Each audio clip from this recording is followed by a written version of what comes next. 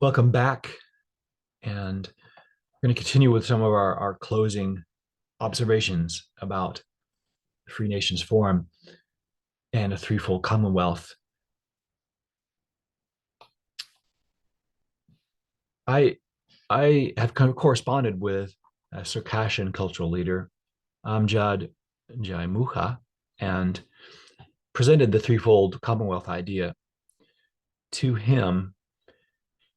And he says, I am intrigued and challenged by the concepts involved. I think it is a basic framework for negotiation between the Circassians and the Russians. I will spread the word about the scheme, for it presents solutions for many of the problems that are facing the Circassians nowadays.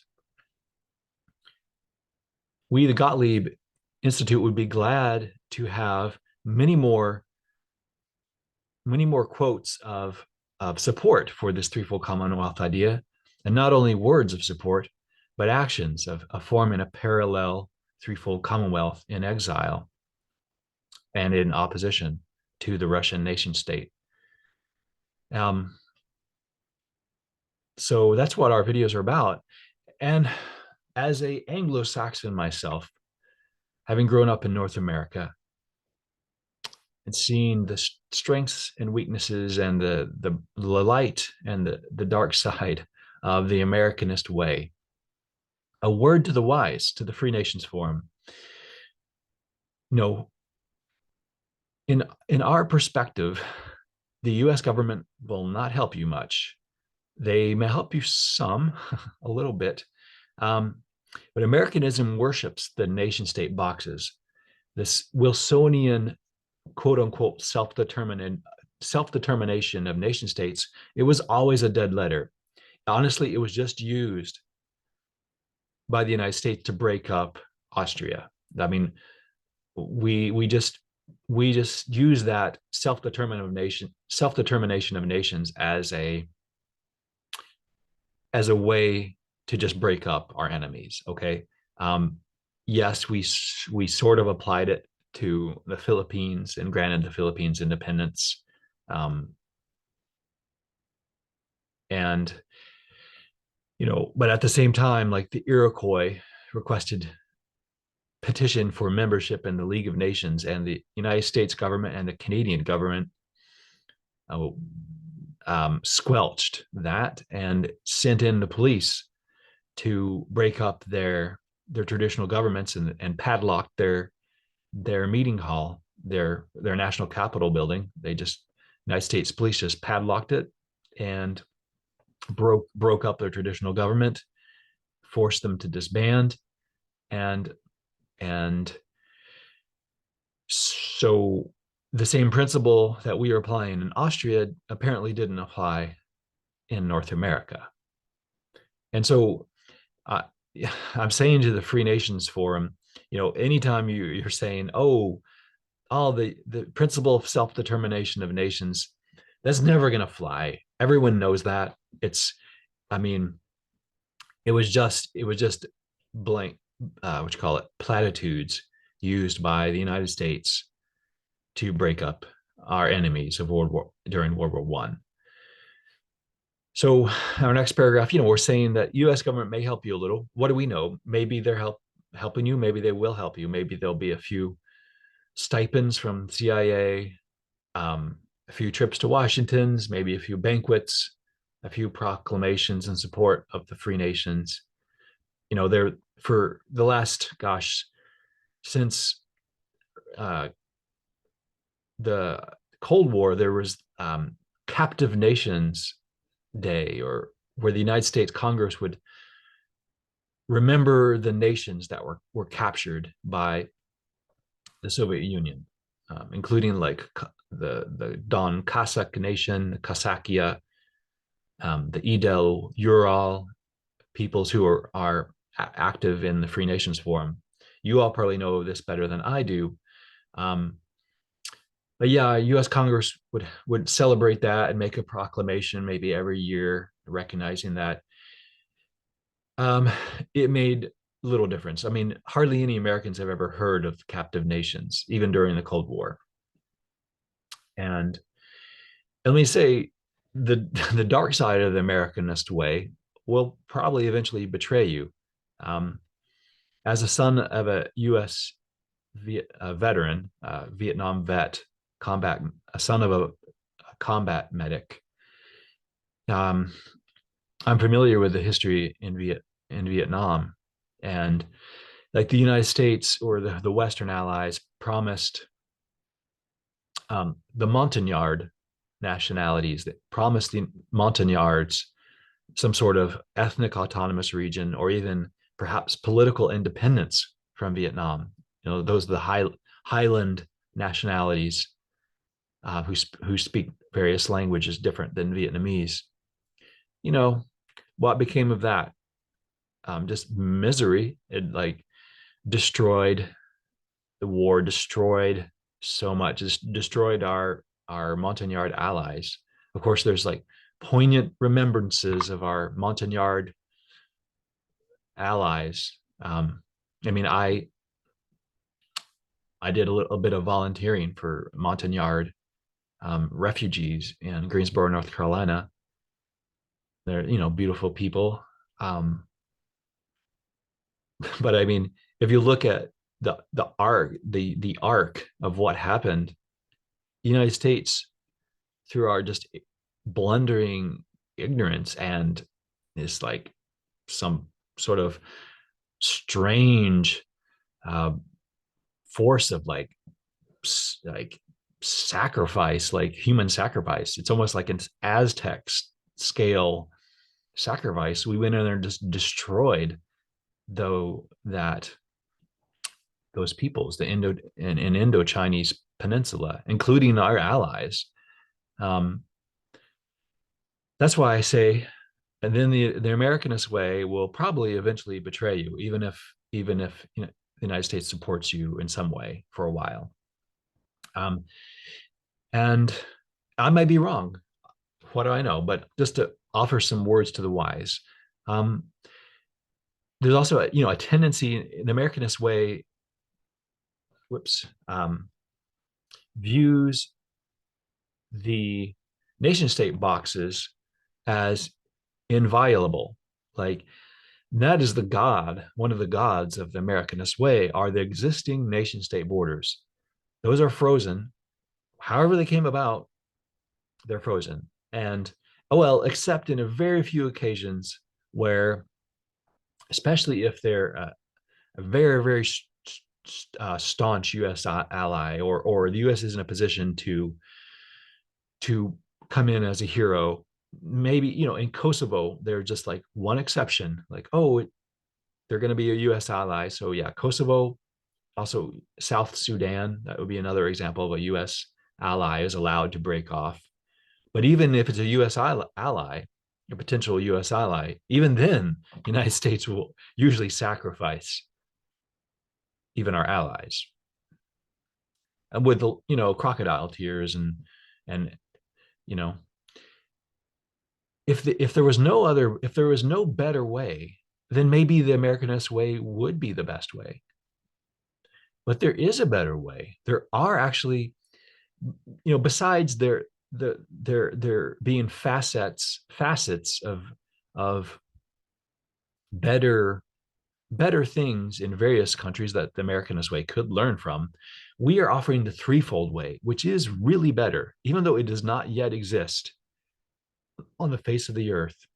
This principle of statecraft, threefold statecraft, is part of the human toolbox now. You know, we can understand this idea, separating into three sovereign commonwealths. It's within reach of contemporary statecraft. It takes courage.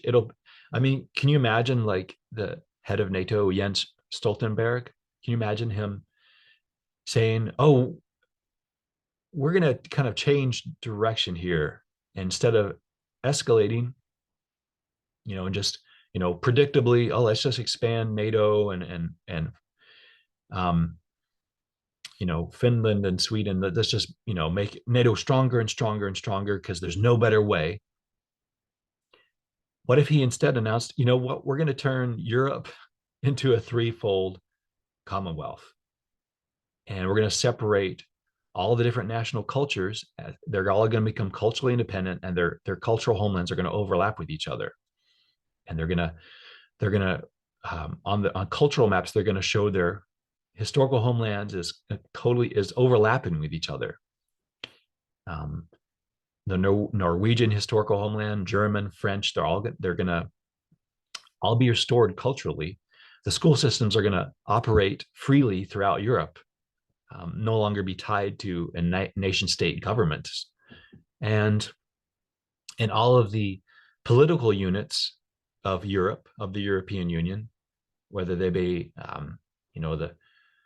the um, German Bundesländer, the German federal states, or the French regions, region, or the French département. I mean, every every political unit, all the way from the municipality on up through like the counties or districts, and all the way up to the regions, states, provinces, they're all going to become anational and omnilingual, all of them. And they're going to be drained of all national symbology. Every rights governance is drained of rights symbology. No longer will be, their names no longer be tied to a particular nationality. Every citizen of the European Union will be free to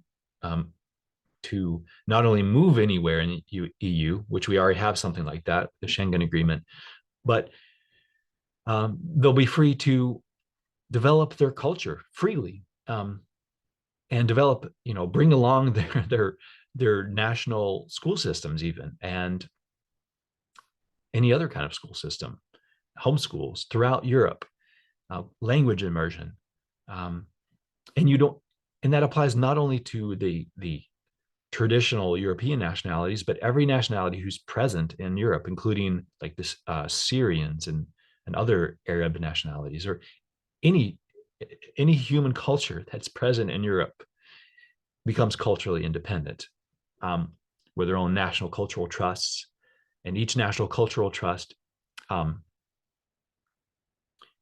gains its own Olympic team, its own FIFA soccer football team, and so forth.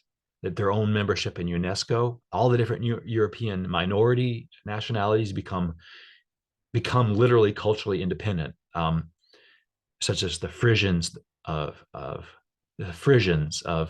Netherlands and northwestern Germany, and the Sami nationality of northern Scandinavia, and all the others. Catalonia becomes culturally independent.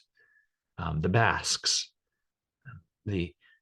all of them. I mean, we could list off. There's probably over 100 different European nationalities who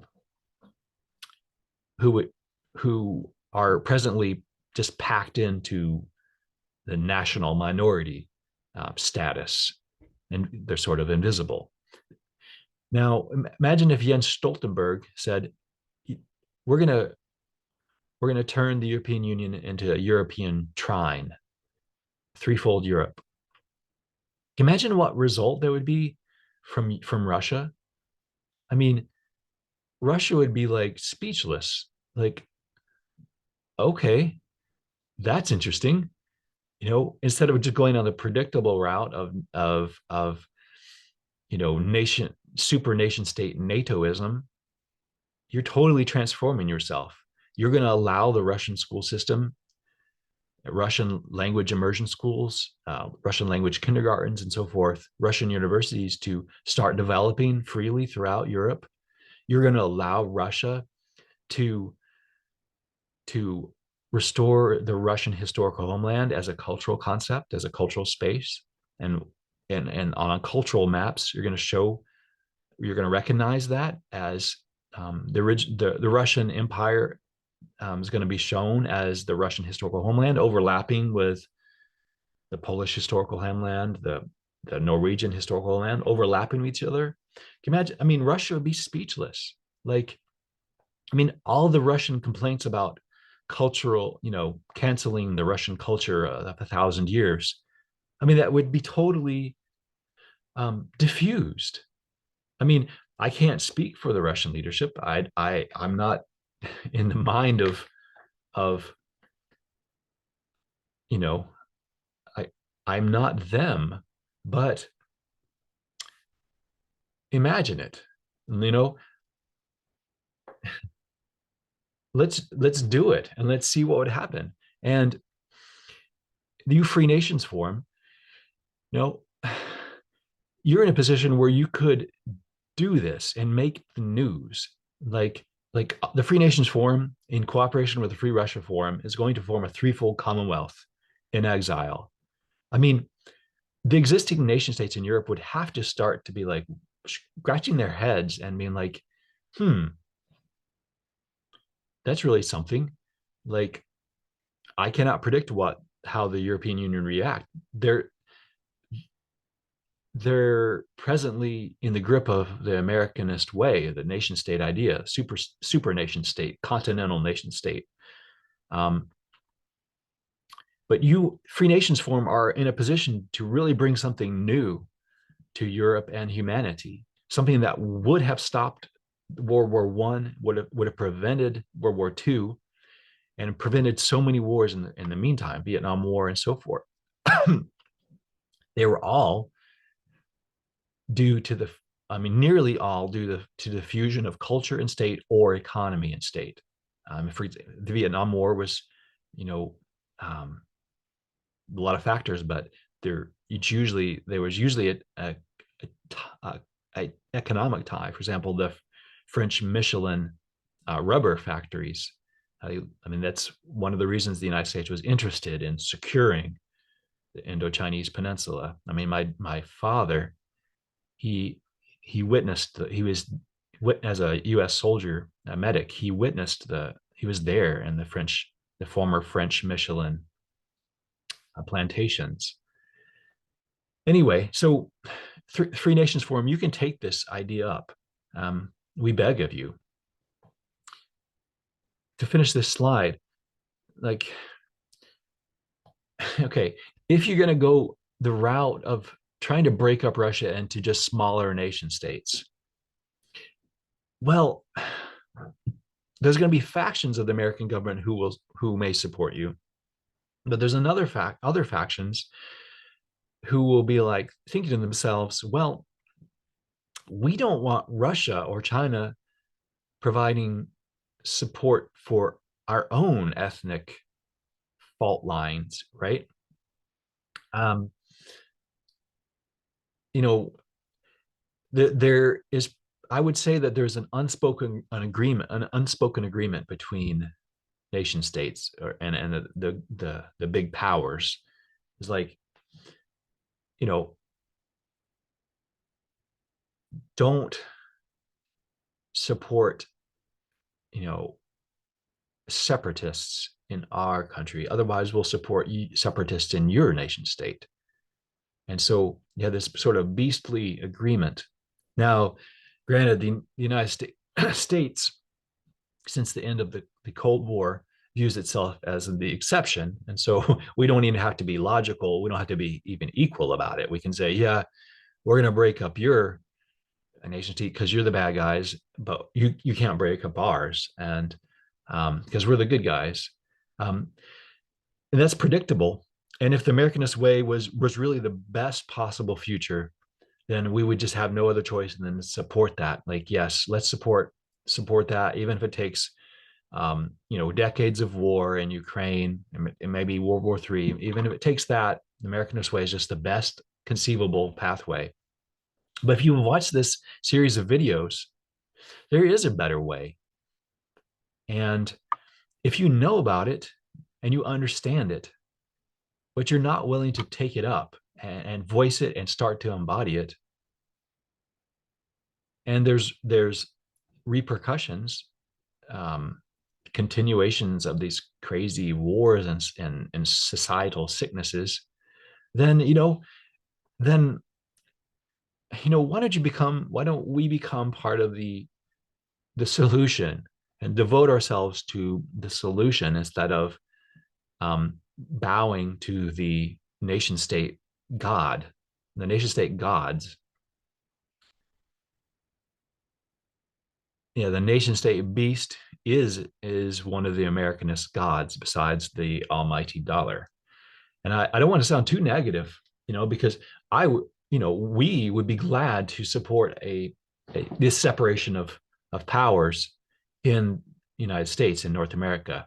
And we would love to, and we have made some effort towards that, and we aim to continue to make efforts towards that.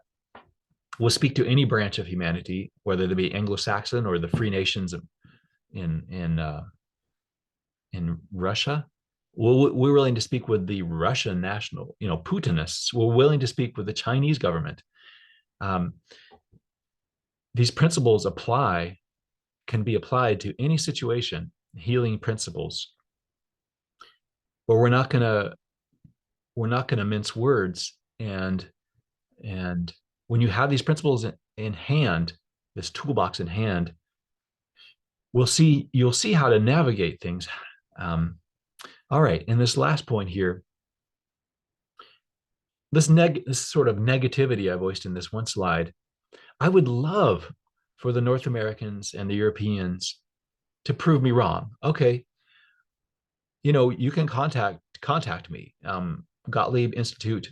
We'd be glad to advise the U.S. government or the EU government or any of the European nation states, any of the NATO nation states. We'd be glad to advise you and show you, explain, help in any way that's possible with with our resources as a think tank. We'd be glad for you to prove us wrong and show us that, oh yes, all the craziness of the past century, we learned from that, and we actually are going to take a different path. We're going to make a threefold commonwealth, a threefold republic in America. No longer be the USA, it'll be the threefold states of America, the 3SA. No longer be the European Union, it'll be the European Trine. We would be glad for the Anglo-Saxons and the Europeans to prove us wrong. Yes, contact us. But until they do, we're just offering some words to the wise for our friends in the Free Nations Forum. Along those lines, see, we have this black and white, these were negative slides. There are existing, organizations that are devoted to nationalities, minority nationalities.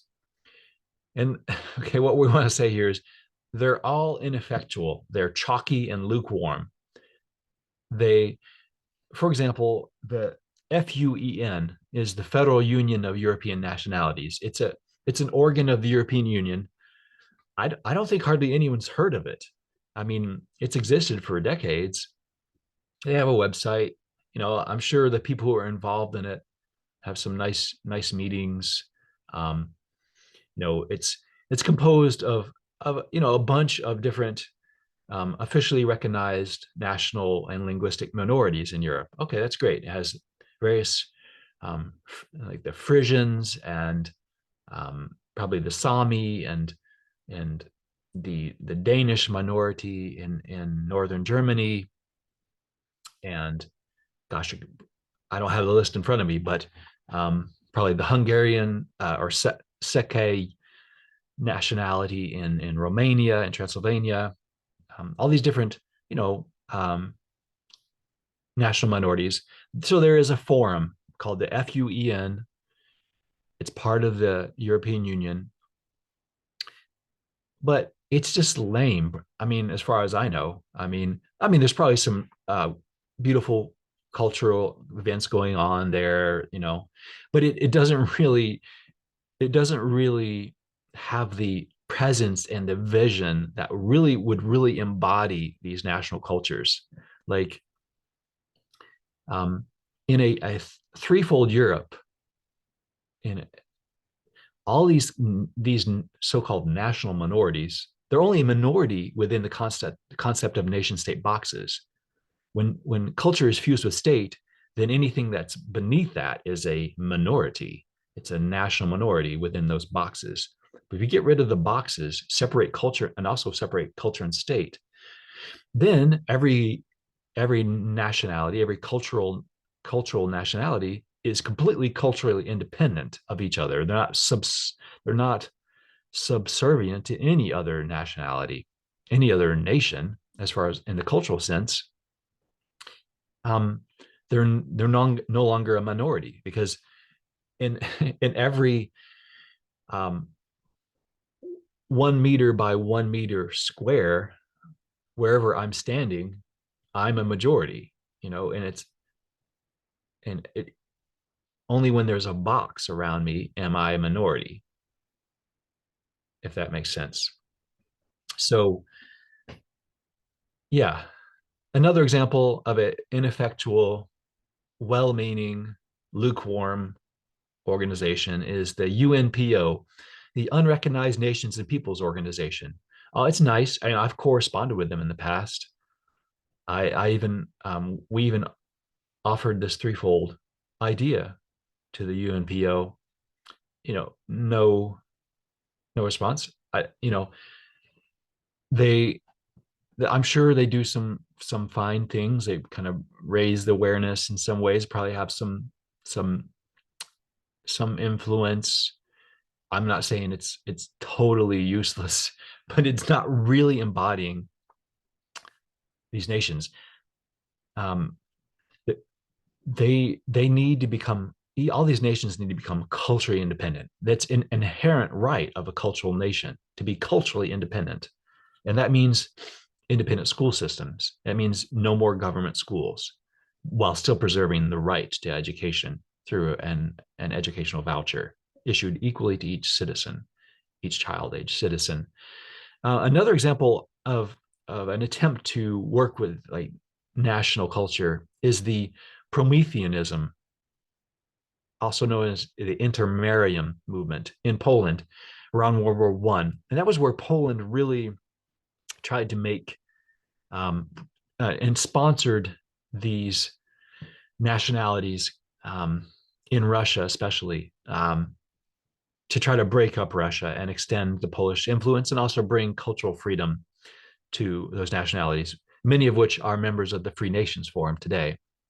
So Prometheanism was the Polish attempt to sponsor the Free Nations in Russia. The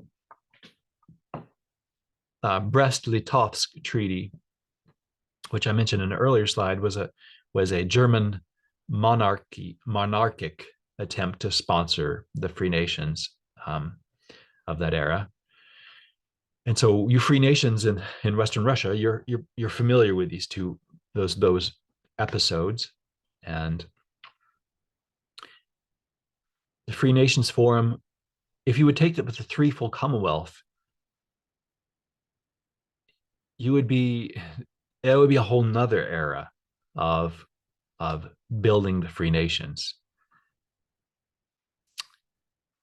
Moving on, in this slide, we also speak, I would have loved to present what a threefold Commonwealth looked like in Scandinavia, among the three Baltic nation states, in turning Poland into a threefold republic,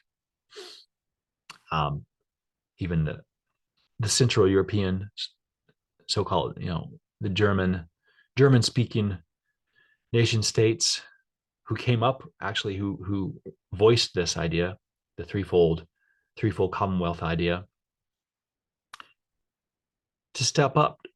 I'd love to show what that would look like, but I'm not going to waste my time. Unless some group or leadership or someone in those countries comes to the Gottlieb Institute, write to me, and I'd be happy to make a presentation about that. But this series of videos focused on the Free Nations Forum as the audience, and secondarily the Free Russia Forum.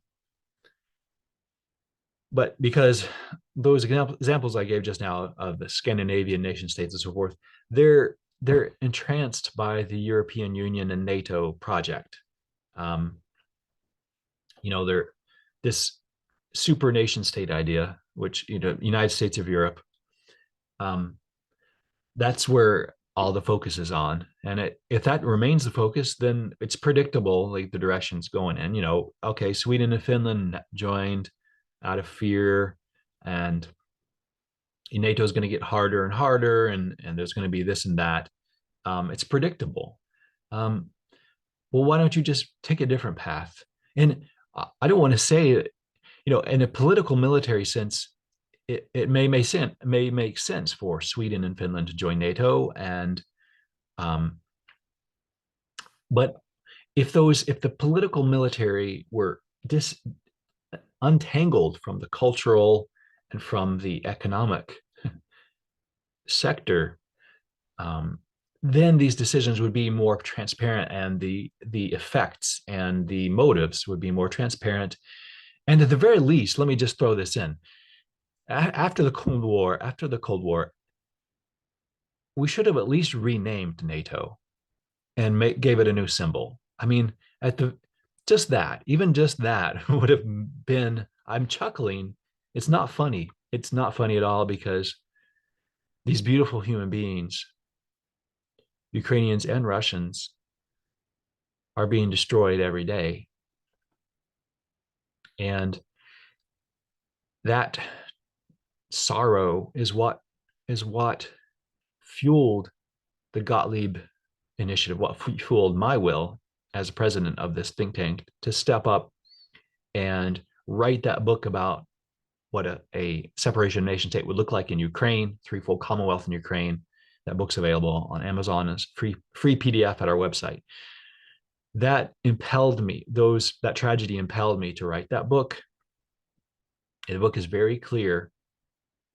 It's pretty dense. It's not very long. It's very clear. If you understand it, if it's understandable, just read it through, line by line, understand each one thing, and it's understandable and doable. It's within reach. But that tragedy, this ongoing sorrow, fueled my will to do that, and also to approach the Free Nation Forum and to do a presentation, which we're offering in this video series. So when in a few moments where I've been flippant or chuckling, that's not the underlying motive. Some of these things are absurd, though, and that's what we want to do away with. It's this absurd tragedy. Okay, just to finish this slide. Okay, continental supernation states such as the EU and ASEAN in Southeast Asia. There's many other examples. The African Union. Okay, of course, there's beneficial things to them, but it just scales up the fusion of culture and state. Now, if you would separate culture, state, and economy, then you could still do that at that scale. Like, that's what I was trying to say in just a moment earlier, is that maybe there does need to be a military alliance equivalent to NATO, at least for the time being, at least as a transitional period, until as the European Union unfolds itself into a threefold union, a threefold Commonwealth. And same with the African Union. Let's say, like, that could be the basis as a threefold African Union, an African trine, a singular African trine.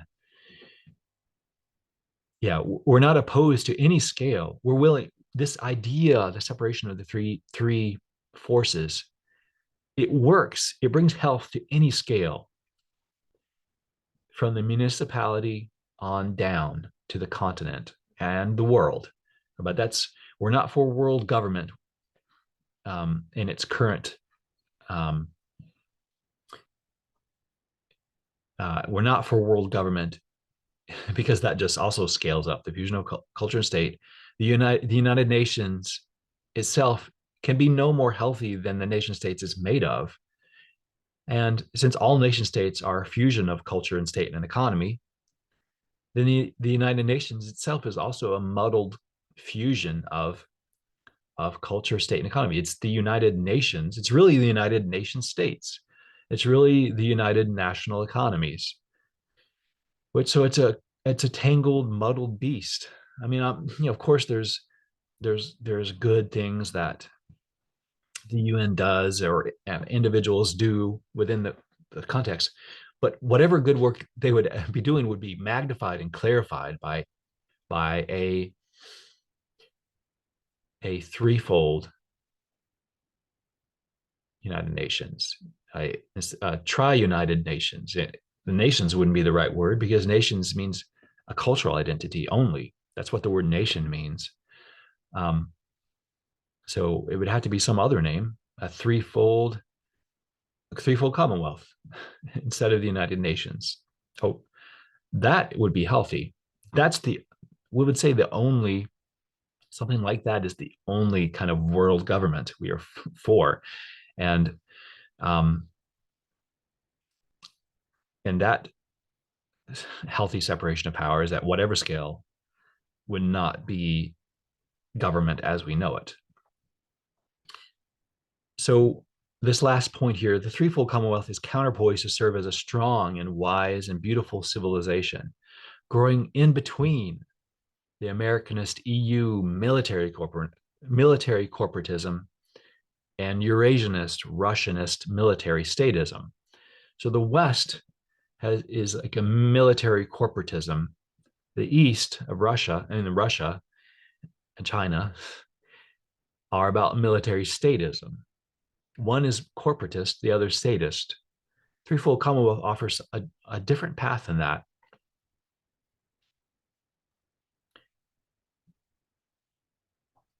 Let's let's let's pause there.